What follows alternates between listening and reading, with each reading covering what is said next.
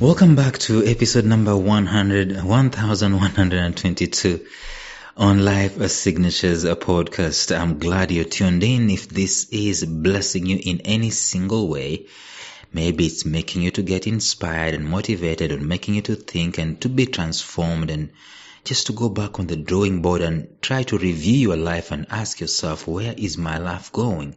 If you're getting some of those answers and some of those nuggings in your heart, I'm sure that you're enjoying the podcast. Therefore, subscribe to the episodes so that you don't miss any, being a daily show. And also share with this information with your friends and your loved ones. We are in a series where we are talking about the most liberating change that you and I can make in our lives. And we started this yesterday, and I want us to start going deeper into this. Yesterday we just made an introduction to it. Let's go deeper today and see what we can be able to learn. Stay tuned.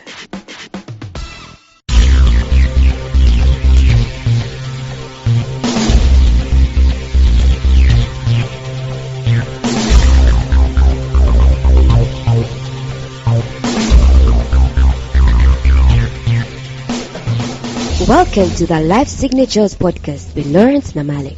Lawrence is a life coach, author, and keynote speaker who loves to tackle different topics on purpose, productivity, and resilience. His mission in life is to awaken all your boundless possibilities available in you. Life Signatures podcast is dedicated to bring to reality every single person who knows that deep down in their gut there's got to be more to life than this. And now, here is your host, Lawrence Namale.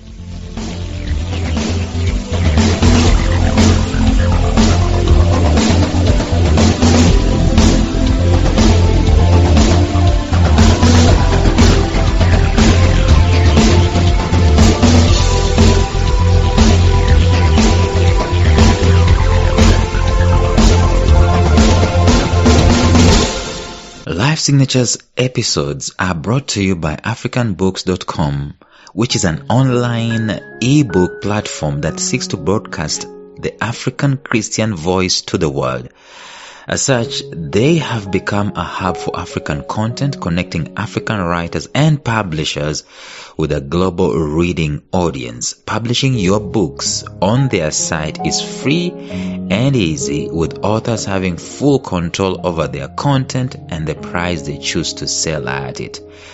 I was personally blown away by the concept that africanbooks.com is coming up with. Things like no content from their site or their app is going to be run on laptops so that people can easily copy. In other words, your content as a writer is restricted from digital multiplication or digital copying, so you remain intact with your information. And the other concept that I got so blown away with was the fact that in some time to come, in due course, africanbooks.com will be starting to announce African Writer of the Year. In other words, there will be competitions in all African countries to figure out who is the best published author. And I also fell in love with the fact that countries can actually compete against each other. We can have African authors going at it after each other, and your book as an author will be reviewed and have some stars and recommended upon that particular platform. The thing is that it's an answer to Amazon.com. You know, with Amazon, what happens? You've got to have an account in the Americas or whatever, or in Europe before you can get paid as an author. But here, the local currency is in play and the local means of getting paid are in play. So to get started, go to africanbooks.com as an author or as a publisher, and even as a reader if you wanted to read your African favorite authors. Enjoy. In the episode yesterday, we talked about the 4 phases of a crisis.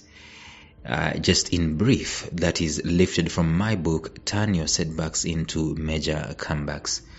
We talked about those in brief, but we emphasize that at one point in time or another, you will need, or you'll be forced, or you'll be compelled to make a change.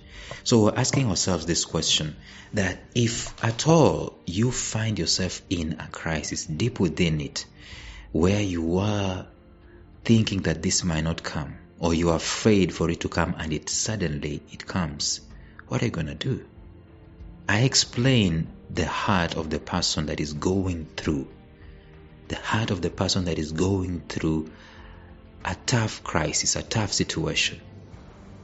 The heart of that person is sometimes normally pure. Have you noticed, by the way, if you are a spiritual person, have you noticed how more spiritual you are when you are facing a crisis? You tend to be more compassionate, more reflective. Have you noticed how pure your thoughts and even your words are? Have you noticed how grateful you are? Have you noticed how you tend to be given a nugget here and there of life, and you tend to say, if I'll ever get out of this place, I swear I will not take XYZ for granted, and so on. That's the heart of someone who's going through. For the most part, this person is, among other things, they are so compassionate. They are so broken and so contrite. And let me tell you, brokenness and contriteness is something that I really wish for myself, and I would wish that it doesn't come to me through a crisis. I would wish that I would just have a broken heart and contrite spirit. And I have a friend, and she knows herself, who I think, in my opinion, espouses that spirit of being just contrite, being broken, being compassionate. At times when people are going through a crisis, they tend to be very reflective, which is a very instructive thing for us to do. At times a crisis will force us to reflect, and the reflection that we go through gives us a lot of intelligence. Let me tell you something about intelligence.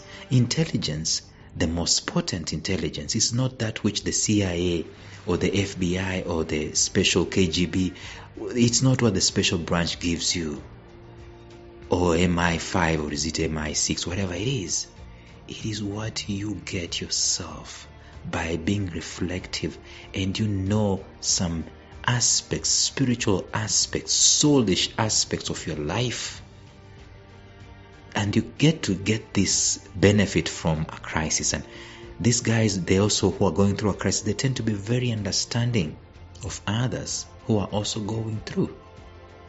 And later on, even when the crisis has been averted, they will identify themselves with those ones who are going through. The man who has been kicked out of a house and humiliated, he understands the same thing when he sees someone else going through that. And that's why liberators, people who can liberate you, they will be lousy liberators if they have not gone through the pain that you're going through. But the most loving, the most caring, the most ruthless liberator against your oppressor is the one who has suffered the same fate that you're suffering. And sometimes you tend to go through this, and when you're going through a crisis, you tend to understand those people. And again, when you're going through a crisis, you tend to have a learning spirit, a learning heart. And then you yearn, like I've said, you yearn for another chance to make things right. But even as I'm discussing all those things, I am talking about the change that we can make in our lives. And all these things I am discussing are connecting, or they are pointing towards that particular change that you can be able to make. And this change, I'm going to mention it later on, but I don't want to mention it today. I'm going to mention it later on. And perhaps the greatest realization for such a person who is going through a life of a crisis is that there are very many things that can actually be culled, pruned, removed from their lives, drained out of their lives. And guess what? They will still be alive, and they will still do life. We tend to put a lot of baggage, and sometimes it's not even baggage, it's well-meaning. If you are raised in a life where breakfast is sausage and bacon and eggs daily for 7 years. That's all you've known.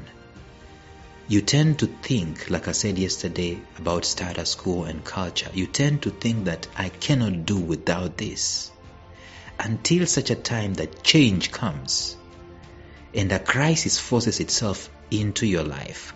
Probably the breadwinner dies or gets retrenched or loses their job or gets a divorce or gets separated or gets sick, and then the source of income is cut and you're forced, where you will take tea with milk, you're forced to take tea without milk and without sugar, which is actually very healthy.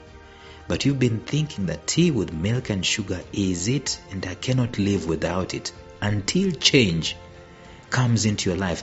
And the first time it happens, like I said yesterday, when the crisis begins, it's a phase. When a crisis that you've been afraid of begins, it's a phase that we need to take note of. What happens to people in that particular phase? They think this is the worst thing that has ever happened to me. They are forced to change. They are forced to change their perceptions. They are forced to change their attitudes. And sometimes they are fighting this change, and they fight it big time. A Christian will, will rebuke the change in Jesus' name, and they don't want to see it. They will go through a series of fasting, which is allowed. It is okay. And this change, this crisis, like I said, the season number 3 of the crisis is the crisis itself. Deep within it, it's refused to go. You've done all the fasting you could do. It has settled. The crisis is there. What do you do?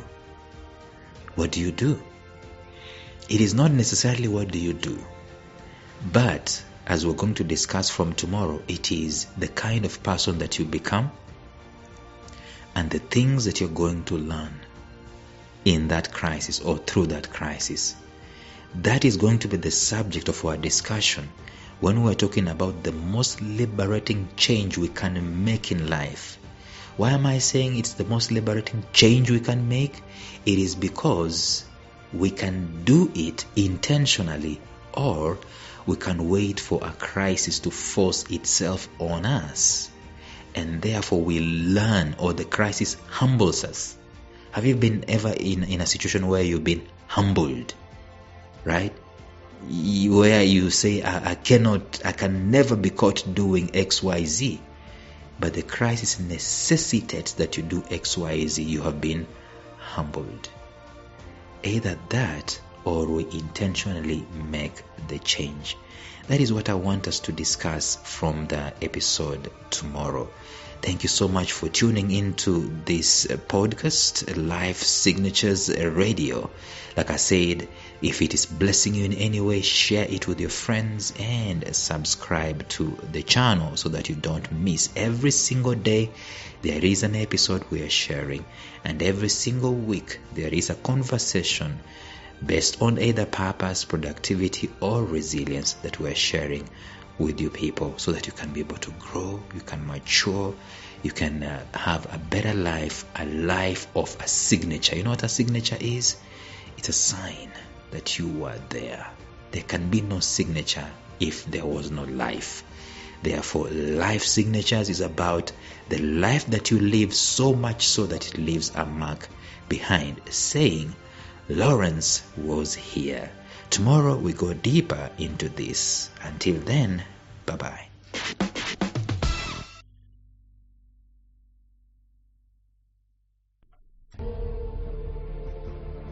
Thank you for listening to Life Signatures Radio. If you enjoyed today's show, subscribe to Life Signatures Radio on iTunes, Stitcher, or visit our website at lifesignatures.libsyn.com. Life Signatures Radio, fresh, clean, and inspiring.